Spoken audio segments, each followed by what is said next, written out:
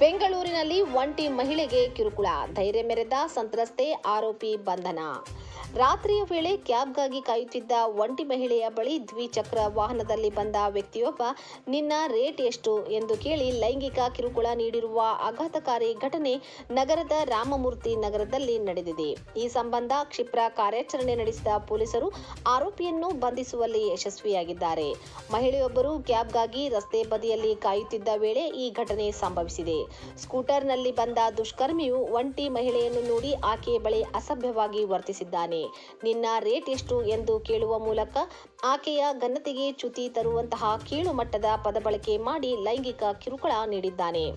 ಈ ಅನಿರೀಕ್ಷಿತ ಘಟನೆಯಿಂದ ವಿಚಲಿತರಾಗದ ಮಹಿಳೆ ತಕ್ಷಣವೇ ಎಚ್ಚೆತ್ತುಕೊಂಡು ಆರೋಪಿಯನ್ನು ತರಾಟೆಗೆ ತೆಗೆದುಕೊಂಡಿದ್ದಾರೆ. ತಮ್ಮ ಮೊಬೈಲ್ ಫೋನ್ ತೆಗೆದು ಆತನ ವಿಡಿಯೋ ಚಿತ್ರೀಕರಣ ಮಾಡಲು ಮುಂದಾಗಿದ್ದಾರೆ.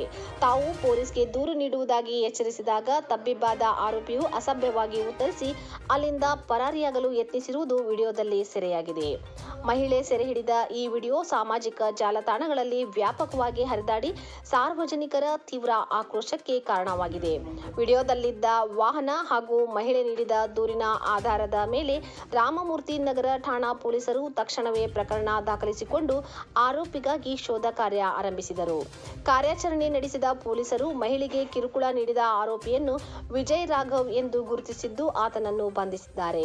ರಾತ್ರಿ ವೇಳೆ ಒಂಟಿ ಮಹಿಳೆಯರ ಸುರಕ್ಷತೆಯ ಬಗ್ಗೆ ಈ ಘಟನೆ ಕಳವಳ ಮೂಡಿಸಿದ್ದರೂ ಸಂತ್ರಸ್ತೆಯು ತೋರಿದ ಧೈರ್ಯ ಹಾಗೂ ಪೊಲೀಸರ ತ್ವರಿತ ಕ್ರಮವು ಸಾರ್ವಜನಿಕರ ಮೆಚ್ಚುಗೆಗೆ ಪಾತ್ರವಾಗಿದೆ.